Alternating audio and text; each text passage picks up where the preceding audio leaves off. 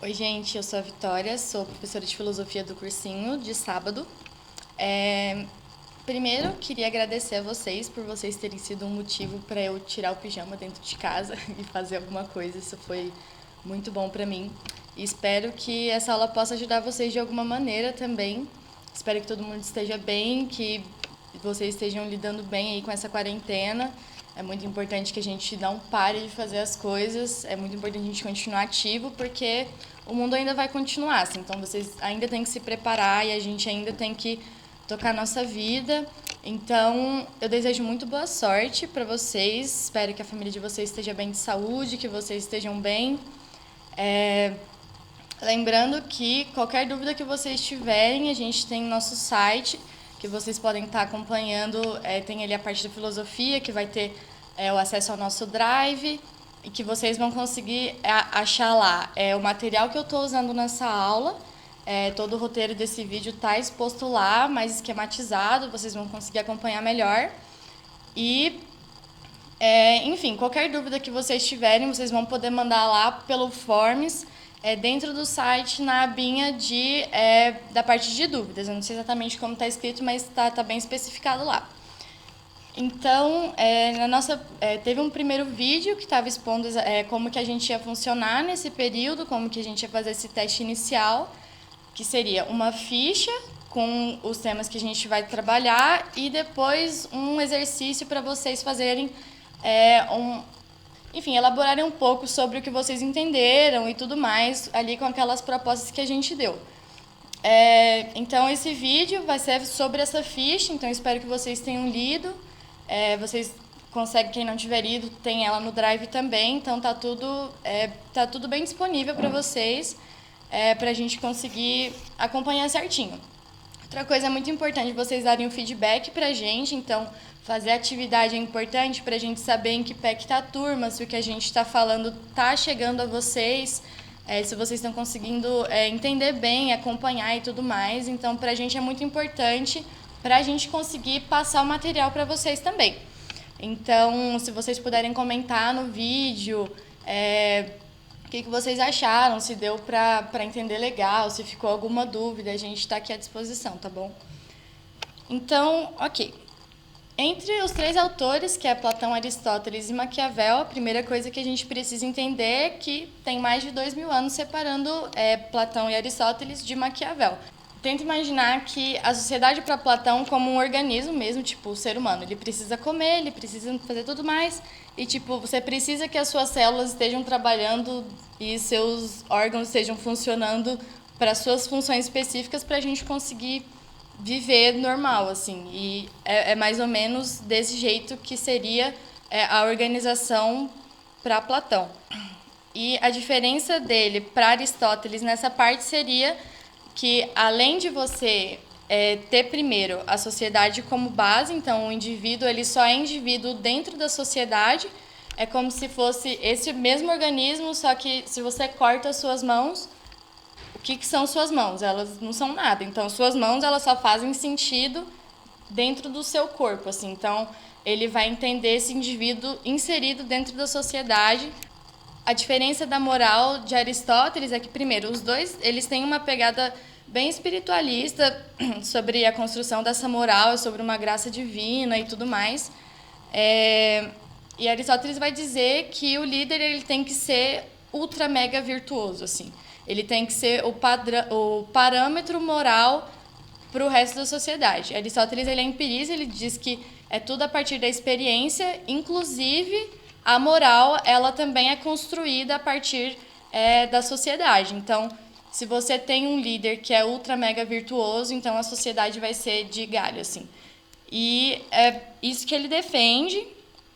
E ele vai dizer que a política está no campo das ciências práticas, né?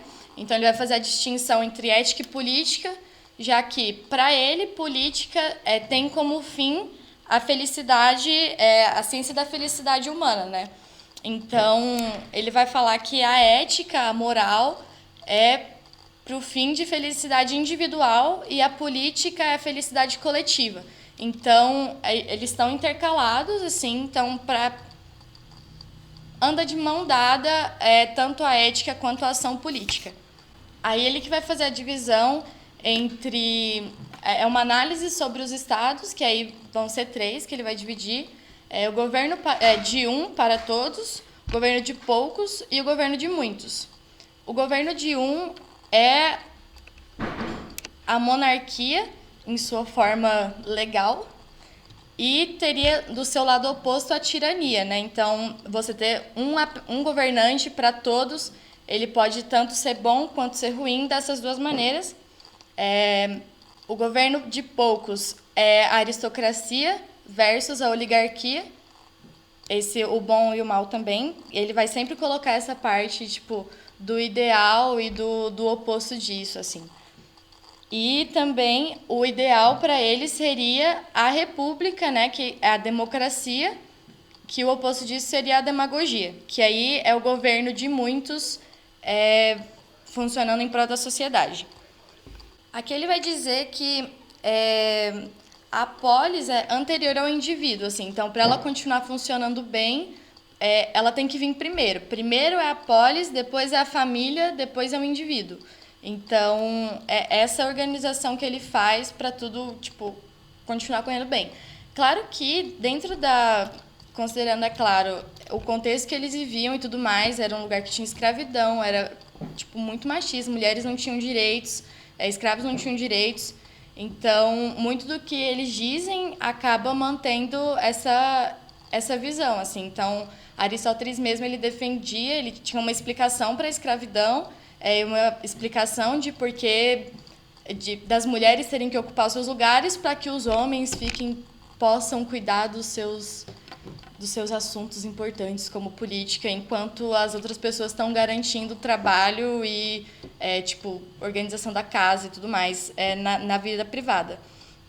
Então, ele tinha uma explicação de que as pessoas nascem para ser dominadas ou para ser dominantes. Então, apesar da moral ser construída, você tem ali uma natureza de pessoas que podem ou não fazer coisas, assim.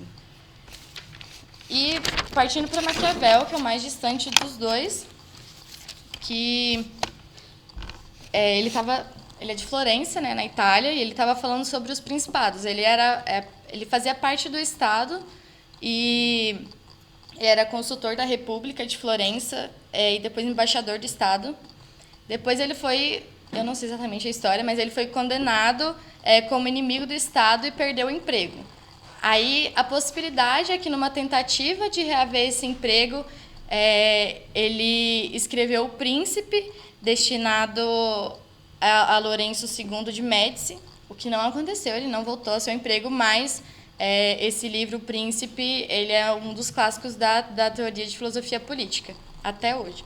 O que a gente tem que entender, principalmente em Maquiavel, é que ele não acha que política e moral estejam juntas, assim. Ele não acha que a política tenha, inclusive, que ser moral, porque a principal crítica que ele vai fazer é exatamente sobre esse apego de coisas externas ao homem. Então, ao tempo que Platão e Aristóteles estavam vendo como deve ser a política, Maquiavel estava vendo como era a política efetivamente. Assim. Então, ele defende como princípio da natureza humana o homem ser mau. Então, seus governantes são maus porque os governantes são homens também. Então, ele vai dizer que o principal é sobre o tempo que você se mantém no poder. É tudo circundado sobre continuar no poder e se manter no poder e tudo mais.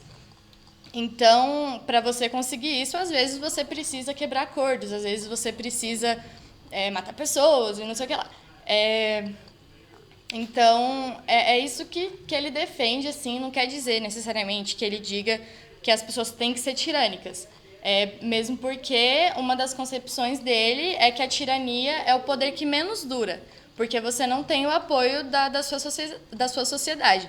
Então, é aquele negócio, é bom enquanto é bom para você. Assim, a partir do momento que não é bom, você poderia agir contra a moral para você conseguir se manter no poder. Então, a política e a moral, elas não estão de mãos dadas aqui. E, como eu disse, essa principal crítica era dessa graça divina que controlava a moral das pessoas e tudo mais. E, tipo, a igreja por trás do Estado, né? Que foi o que aconteceu por desses 2000 anos entre Aristóteles e Maquiavel, foi isso que aconteceu, a igreja por trás do Estado. E é isso que ele está criticando. Outra coisa que a gente precisa falar que é bem importante é a diferença entre virtude de Maquiavel e virtude que está em Platão e Aristóteles. Essa virtude antiga de Platão e Aristóteles tem a ver com essa moral, né? O rolê da coragem, temperança, sabedoria, e tem um forte viés religioso também. E a virtude em Maquiavel seria essa astúcia de se manter no poder. Então, outra coisa que está de mão dada com ele é o conceito de fortuna, que aí seria como se fosse a sorte do que está acontecendo, do que acontece na sociedade e tudo mais. E uma alegoria que ele usa para explicar isso é um pouco problemática, então é que ele vai falar que como se fosse um homem... Certo. Tenta imaginar que tem um leão à sua espreita. E você precisa muito matar esse leão, porque senão você vai morrer, porque esse leão vai te matar. Aí você vai lá e mata o leão. Aí ele vai dizer que o leão é a fortuna, é tipo essa sorte de acontecimentos que você não controla. E a atitude a sua atitude de matar o leão, essa atitude do caçador, seria a virtude. Então, a sua atitude em relação à sorte que você tem. É claro que ele não usa a alegoria que eu disse agora, ele usa uma bem mais pesada, falando que é um homem que precisa dominar uma mulher, então ele a pega pelos cabelos e leva embora, alguma coisa assim. E é para dizer a mesma coisa, mas de uma maneira escrota.